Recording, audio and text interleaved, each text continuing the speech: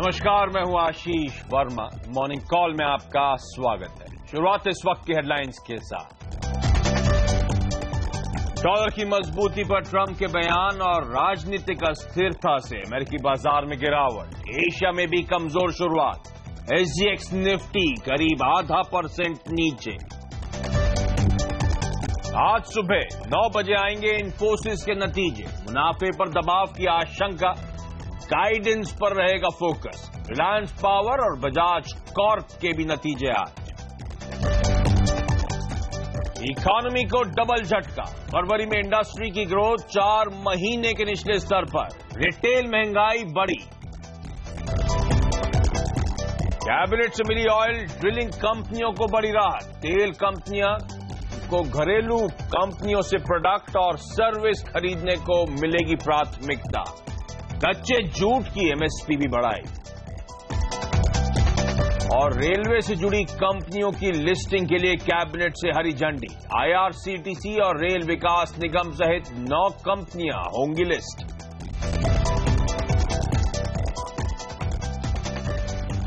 और गुरुवार की सुबह है और ये ध्यान रखें, सबसे पहले तो हफ्ते का आखिरी कारोबारी सत्र है। कल डॉक्टर बाबा साहेब अंबेडकर जयंती और गुड फ्राइडे के चलते इंडियन मार्केट्स बंद रहने वाले हैं। और आज सुबह सुबह हमारे मार्केट्स खुलने से शायद पहले ही इन्फोसिस अपने चौथी तिमाही के रिजल्ट्स घोषित कर देगा। तो उस दिग्गज रिजल्ट्स पे हमें आज रिएक्ट करना है। साथ साथ अर्थव्यवस्था के लिहाज से जो इंपॉर्टेंट आंकड़े हैं, हालांकि क्रेडिट पॉलिसी ऑलरेडी आ चुकी है, पर जो IIP के आंकड़े आए हैं, CPI इन्फ्लेशन के जो आंकड़े आए हैं, उस पर हमको रिएक्ट करना है। और आज गुरुवार का दिन है। अपफ्रंट मैंने आपको इसीलिए कहा था क्योंकि आज वीकली बैंक निफ्टी की एक्सपायरी का भी दिन है। तो वैसे भी इन लेवल्स के आसपास भारतीय बाजार वोलेटाइल हो रहे थे और अब एक वीकेंड से हमें जूझना है एक इवेंट पैक्ड डे में। संकेत कैसे हैं वो आपकी स्क्रीन पर आएंगे। SGX निफ्टी दिखा रहा है ऑलमोस्ट 0.5% के आसपास की कमजोरी। और दिक्कत जो पिछले हफ्ते के एंड से हमें परेशान कर रही है वो है ग्लोबल संकेत। और ग्लोबल संकेतों में दिक्कत क्या? वो सीरिया, नॉर्थ कोरिया को लेकर जो सिचुएशन इवॉल्व हो रही है उसको लेकर दिक्कत, और ऊपर से ट्रंप साहब के जो ऑफ लेट बयान आए उस पर डिटेल में आगे चर्चा होगी। लेकिन अमेरिकन मार्केट्स कल 1/4 से 0.5% की कमजोरी के साथ कामकाज कर रहे थे और डॉलर इंडेक्स खासा ठंडा पड़ा है। CNBC आवाज के मार्केट सेक्रेटरी अनिल सिंघवी का मानना है कि भारतीय बाजारों में आज बिकवाली करने के मौके ढूंढे। तो अनिल या तमाम एक्सपर्ट जो अब तक बाजार को लेकर कॉन्फिडेंट और पॉजिटिव साउंड कर रहे थे, आज वो आपकी स्क्रीन पर आता हुआ बिकवाली करने की रणनीति। तो अनिल से बातचीत होगी और साथ साथ बाजार के एक और एक्सपर्ट समीत चौहान, वो भी मेरे साथ जुड़ेंगे और उनसे समझेंगे। लेकिन पहले जो दिक्कत है वो है ग्लोबल क्यूज। और मेरे साथ मेरे सहयोगी नीरज वाजपेयी जुड़ते हुए। और नीरज, हाय, गुड मॉर्निंग। लगातार हम पिछले 4-5 दिन हो गए, अब तो हम बात कर रहे हैं ग्लोबल संकेत, वो जियोपॉलिटिकल कंसर्न्स और इन लेवल्स के आसपास ग्लोबली मार्केट्स अटकते हुए। आज भी सिमिलर स्टोरी रिपीट हो रही है। सिमिलर स्टोरी रिपीट भी हो रही है और थोड़ा सा इंटेंसिफाई हो रही है। लेटेस्ट अगर आप नॉर्थ कोरिया का ट्वीट देखेंगे तो उसने इंटरनेशनल रिपोर्टर्स को एक ट्वीट किया जिसमें कहा है कि बिग इवेंट के लिए आप तैयार रहें। बहुत साफ संदेश है कि मामला काफी गंभीर है। और कल अमेरिकी बाजार इस वजह से बहुत ज्यादा चिंतित था कि जो ट्रंप की फॉरेन पॉलिसी है वो बहुत ज्यादा उनको दिक्कत में डाल रही है, क्लैरिटी नहीं है। और जो जियोपॉलिटिकल पिछले शुक्रवार से शुरू हुआ, अब तक बिल्कुल कहीं कोई संकेत ईज आउट होने के नहीं है, क्योंकि अब रूस ने भी बहुत सख्त स्टैंस लिया। कल उनका एक स्टेटमेंट था कि ट्रंप के चुनाव जीतने के बाद से लेकर के अब तक उनके रिलेशनशिप सबसे खराब स्तर पे पहुंच चुके हैं, क्योंकि जो सीरिया को लेकर के विवाद है उसमें कोई समझौता जैसे या कोई संकेत ईज आउट के नहीं है। ट्रंप भी अपने में बिल्कुल अडिग है, उनका प्रशासन, कि वो असद को हटाएंगे और नॉर्थ कोरिया को सबक सिखाएंगे। रूस इसमें बीच में फंसा हुआ है क्योंकि रूस असद के पक्ष में है, एक लिबरल गवर्नमेंट के पक्ष में है। तो इस पूरे सिनेरियो में बहुत ज्यादा दिक्कत है और अनसर्टेनिटी बहुत बढ़ गई। मार्केट को जो एक चीज नहीं पसंद होती है वो अनिश्चितता। ऐलान हो जाए तो चलिए गिर के मार्केट सेटल हो जाता है, लेकिन अनिश्चितता बनी हुई कि इवेंट कैसे पैन आउट होगा किसी को पता नहीं। अर्निंग सीजन भी वहां शुरू हो रहा है। आज 3 बड़े बैंकों के नतीजे आएंगे। इस सब के बीच बाजार जूझ रहा है और यही वजह है कि आप देखिए डॉलर वीक होना शुरू हो चुका है और ठीक ठाक वीक हुआ है दूसरी करेंसियों के सामने। जो 2 इंडिकेटर जिसको सेफ हेवन माना जाता है, गोल्ड बहुत ज्यादा मजबूती होल्ड करके रखे हुए 1350 पे वो ट्रेड कर रहा है और अभी भी जो ताजा रिपोर्ट्स आ रही है वो कह रहे हैं 1300 बहुत जल्दी हो सकता है अगले हफ्ते आपको पार करता हुआ दिखे। कच्चा तेल भी मजबूती के साथ बना हुआ है क्योंकि वो तनाव बना हुआ है खाड़ी में। तो इन परिस्थितियों में संकेत अच्छे बिल्कुल नहीं कहे जा सकते और अगले 3 दिन छुट्टी है भारतीय बाजारों के लिए। इस 3 दिन में क्या सिचुएशन पैन आउट होगी कहना मुश्किल है, इसलिए आज बहुत सावधान ट्रेड शायद भारतीय बाजारों में होगा। तो कॉशियस रहने का समय आ चुका है और डॉलर इंडेक्स आपकी स्क्रीन पे आना चाहिए 100.13 के लेवल्स पे। जब मैं स्टूडियो में अंदर आ रहा था तब वो इस तरह की पटाई हो रही है डॉलर इंडेक्स की आपकी स्क्रीन पर, तो और भी लेवल से ठंडा पड़ता हुआ। तो काफी सारी दिक्कतें हैं। पहले तो क्विकली इंडियन इक्विटी मार्केट समझ लें। पिछले 3 दिनों की कमजोरी के बाद हमने मंगलवार को एक उछाल आता हुआ देखा, लगा बड़ा कॉन्फिडेंस है मार्केट में, लेकिन कल वो मजबूती टिक नहीं पाई। दरअसल इन लेवल्स के आसपास वोलेटिलिटी, अस्थिरता लगातार आपको बढ़ती हुई नजर आएगी भारतीय बाजारों में। कल भी हमने देखा काफी नीचे स्लिप होते हुए नजर आए, हालांकि 9160 के आसपास के लोज थे, 9165 के, उन लेवल से 40 पॉइंट के आसपास की फाइनली एक रिकवरी भी आई। जो शुरुआती पिटाई हुई थी उससे हम कुछ हद तक उभरते हुए नजर आए, लेकिन मूड बिगड़ा हुआ था। 1/3 से आधे % के आसपास का दबाव था बेंचमार्क्स में, और दिक्कत वही ग्लोबल अनिश्चितता, और उसके चलते आपने ग्लोबली, जैसे नीरज भी हाईलाइट करते, सेफ हेवन एसेट्स पे खरीदारी हो रही है, सेफ हेवन अपील बढ़ती हुई। तो सोने की नीरज ने बात करी, आप जापानीज येन ले लीजिए, करेंसी मार्केट में सबसे ज्यादा लोग उस पर बुलिश होते हैं ऐसे समय में, और वहां पे हम देख रहे हैं किस तरह का लगातार एप्रिसिएशन देखने को मिल रहा है। तो ग्लोबली वो रिस्क ऑफ ट्रेड्स देखने को मिल रहा है। और एक और दिक्कत की बात हमारे भारतीय बाजारों के लिए, वो है एफआईआई के जो सेल आंकड़े आते हुए। मैं लगातार पिछले कुछ दिनों से हाईलाइट कर रहा हूं, फ्राइडे से बिकवाली जो शुरू हुई है वो लगातार तीव्र होती हुई है। कल भी ऑलमोस्ट 600 करोड़ रुपए के आसपास के एफआईआईज ने कैश मार्केट में बिकवाली करी। तो ये लगातार चौथा सेशन था, एफआईआईज कैश मार्केट में बेच रहे थे। और हमारे लिए एक और दिक्कत कि हम कल हॉलिडे पे होंगे, तो ऐसे इवॉल्विंग ग्लोबल सिचुएशन के बीच में कोई शायद बहुत ज्यादा फंड या बहुत ज्यादा बेट्स लेना या कैरी फॉरवर्ड नहीं करना चाहेगा नेक्स्ट वीक के लिए। ऐसे में आज का सेशन कैसा पैन आउट होगा, मेरी रणनीति क्या हो, क्या गिरावट में आज भी खरीदारी करने के मौके होने चाहिए, क्या रेंज बाजार प्ले अप करने वाला है। सीएमसी आवाज के मार्केट से रिटा अनिल सिंह भी मेरे साथ जुड़ते हुए। अनिल जी, कई सारे सवाल हैं, हेल्प करिए। गुड मॉर्निंग आशीष। सबसे बड़ा दिक्कत वाला मामला ये कि लंबा वीकेंड और लंबे वीकेंड के पहले कॉन्फिडेंस की कमी है ग्लोबल माहौल को देखते हुए। तो एक्चुअली आप डेटा में जाकर देखेंगे तो डिटेल में यही नजर आएगा कि लोग पोजीशंस कम कर रहे हैं, खासतौर से तेजी करने वाले ट्रेडर्स पोजीशन कम कर रहे हैं। ऐसा नहीं कि बहुत ज्यादा बिकवाली हो रही हो, आंकड़े बहुत बुरे हो, लेकिन तेजी करने वाले ट्रेडर्स का कॉन्फिडेंस कम है और वो फ्रेश खरीदारी करना तो दूर, अपनी जो खरीदारी की पोजीशन है उसमें प्रॉफिट बुक करें, क्योंकि उन्हें पता है कि हम लाइफ टाइम हाई के आसपास हैं। तो थोड़ा अगर ग्लोबल सिनेरियो ढीला होता नजर आ रहा है तो प्रॉफिट बुक करने में कोई हर्ज नहीं। आंकड़े अदरवाइज उतने बुरे नहीं है, लेकिन लग ये रहा है कि 9250 9300 इस रेंज को पार करने की जल्दबाजी में नहीं है बाजार, और इस रेंज को पार करने के लिए कुछ बड़े पॉजिटिव चाहिए। या तो ग्लोबल चिंताएं पूरी तरह से दूर हो जाए, या फिर आज इन्फोसिस कुछ बड़े स्पेक्टाकुलर कुछ नंबर्स या फिर कुछ अच्छा गाइडेंस दे दे, जो लग नहीं रहा। तो ऐसे में बड़े दिनों बाद निफ्टी पर शॉर्ट राय आती हुई दिख रही है 9250 के स्टॉप लॉस के साथ 9150 9125 के टारगेट के लिए। लेकिन ऐसा नहीं कि बाजार वन साइडेड बहुत तेजी से गिर जाएगा, 9125 के आसपास खरीदारी भी की जा सकती है। 9100 अगला अहम और मजबूत सपोर्ट होगा निफ्टी पर, जहां पर आप स्टॉप लॉस रख सकते हैं वापस से 175 9200 की रेंज में आने के लिए। कल की तरह वोलेटाइल ट्रेडिंग सेशन रहेगा, दोनों तरफ मौके हो सकते हैं, या तो दोनों तरफ मौकों के लिहाज से कॉन्ट्रा ट्रेड करें, या फिर ऊपरी स्थानों पर थोड़ी शॉर्ट पोजीशन बनाई, ये ज्यादा सही होगा। निफ्टी के मुकाबले में अब भी बैंक निफ्टी ज्यादा मजबूत दिख रहा है, और बैंक निफ्टी में 21,400 21,500 वो रेंज है जो बेहद स्ट्रॉन्ग सपोर्ट है। तो अगर आज गैप से बाजार नीचे खुले, और बैंक निफ्टी की आज वीकली एक्सपायरी भी होनी है, तो 21,400 21,500 की रेंज में बैंक निफ्टी खरीदना ज्यादा ठीक रहेगा, ऐसा मुझे लगता है। तो ओवरऑल मिला जुला सा रुझान है, और अगर डे ट्रेडिंग रेंज वैसे देखना चाहें तो 9150 9250 बनती है।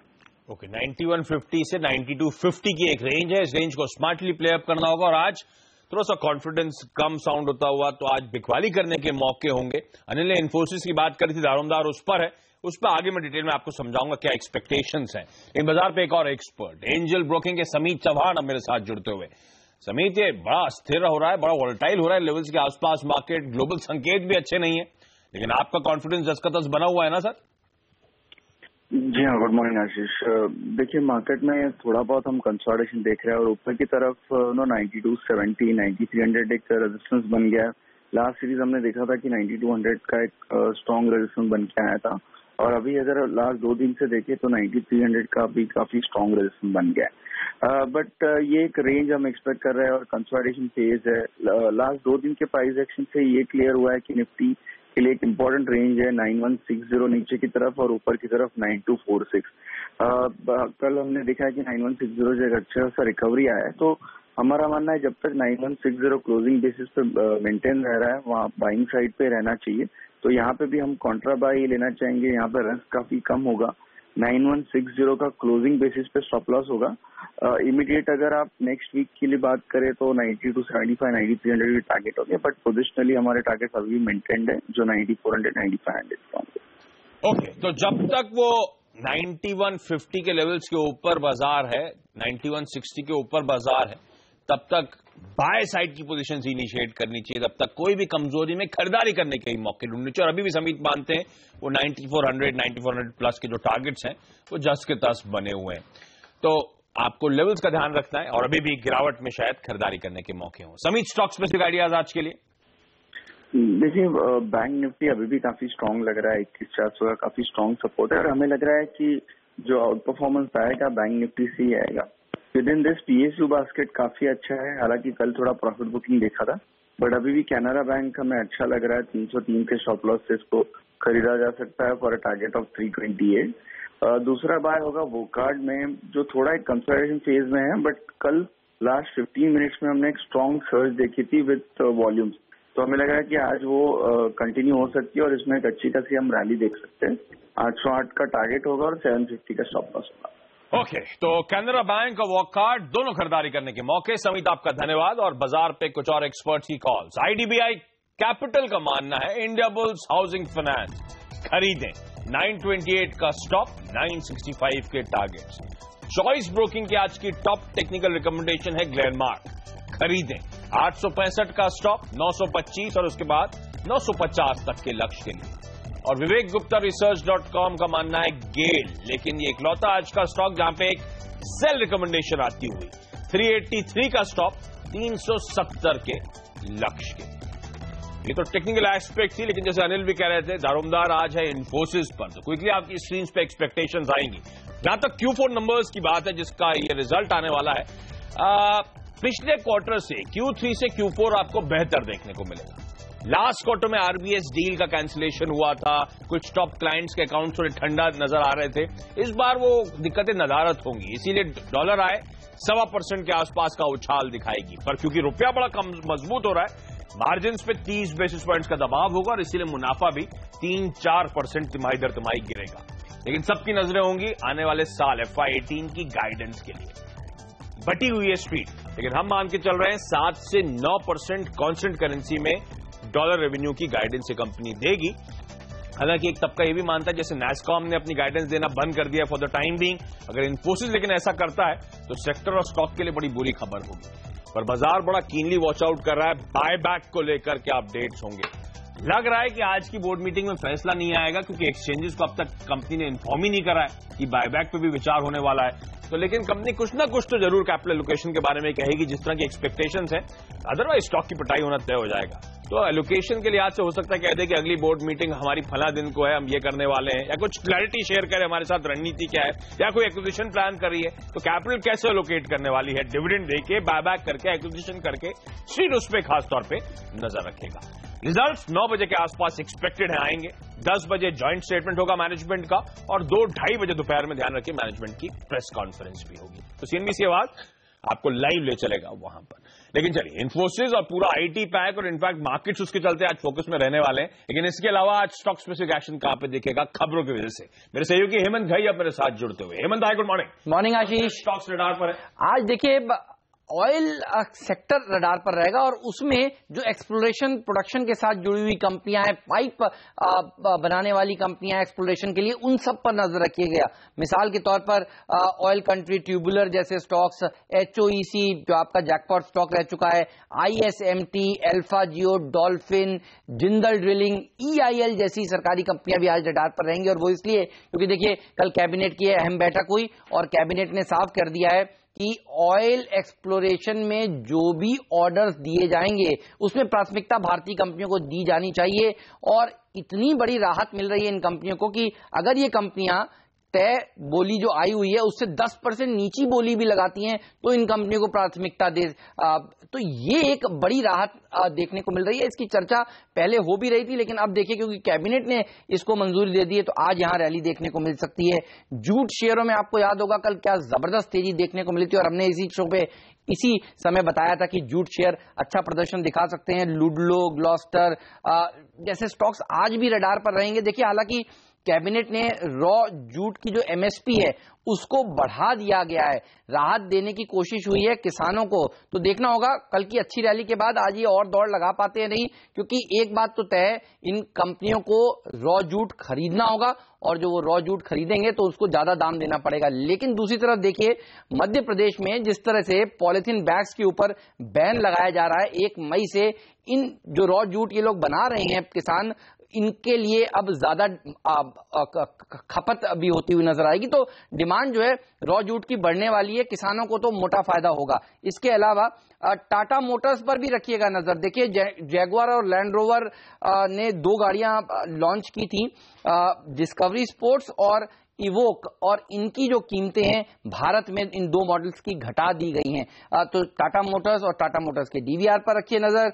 एविएशन शेयरों पर फिर नजर रहेगी। स्पाइस जेट और इंडिगो जैसे स्टॉक्स इसलिए आज फोकस में रहने वाले हैं क्योंकि जो रीजनल पॉलिसी है सरकार की उड़ान, वो अब उड़ान भरने के लिए बिल्कुल तैयार है और एक अंतिम बैठक जो है वो आज स्टेक होल्डर्स के साथ सरकार की होने वाली है।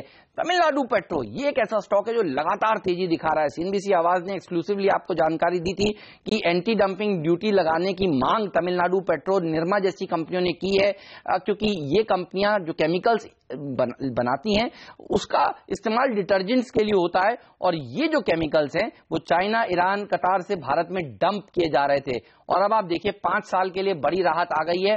फाइनेंस मिनिस्ट्री ने नोटिफाई कर दिया है कि जी हां बिल्कुल एंटी डंपिंग ड्यूटी लगेगी और बड़ी एंटी डंपिंग ड्यूटी लगी है, तो यहां पर एक अच्छी तेजी देखने को मिल सकती है और बढ़िया प्रदर्शन दिखा भी रहा है ये स्टॉक। तो तमिलनाडु पेट्रो के शेयर पर भी आज आपकी नजर होनी चाहिए। ओके, ये तमाम स्टॉक सेक्टर्स अपने रडार पर रखें, लेकिन यहां पे एक ब्रेक के बाद कमोडिटी मार्केट्स की आज की टॉप स्ट्रेटजीज।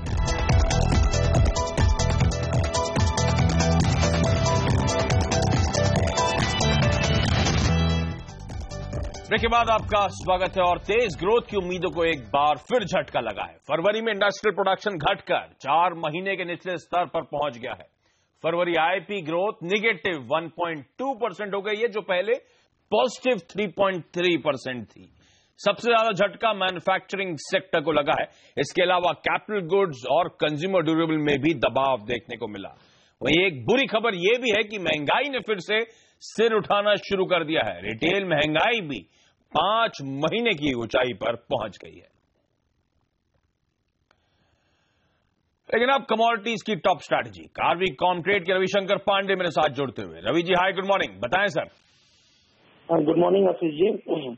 आज मेरी पहली कॉल गोल्ड के ऊपर रहेगी। गोल्ड में जिस हिसाब से पिछले कुछ दिनों से अच्छी खासी बढ़त देखने को मिल रही है जियो पॉलिटिकल टेंशन के चलते, और टेक्निकल भी देखा जाए तो कॉमेक्स गोल्ड ने 1280 का रेजिस्टेंस लेवल क्रॉस कर दिया, तो मुझे लगता है कि ये बढ़त बरकरार रह सकती है। 1300 का लेवल देखने को मिल सकता है कॉमेक्स गोल्ड में, तो एमसीएक्स गोल्ड भी बाई करके चलना ही बेटर रहेगा आज के लिए।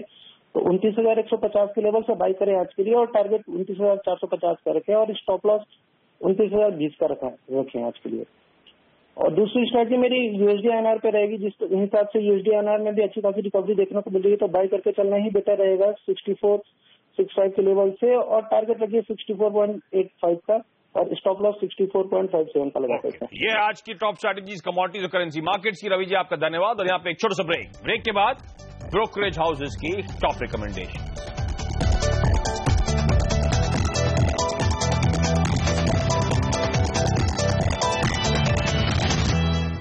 और ब्रोकरेज हाउसेज की नजर किन शेयरों पर है, बता रही है मेरी सहयोगी सोनम मेहता। सोनम हाय, गुड मॉर्निंग, बताएं। गुड मॉर्निंग आशीष। सबसे पहली रिपोर्ट यूनाइटेड स्पिरिट्स पर आई है, अब भी रिपोर्ट आ रही है स्टॉक पर।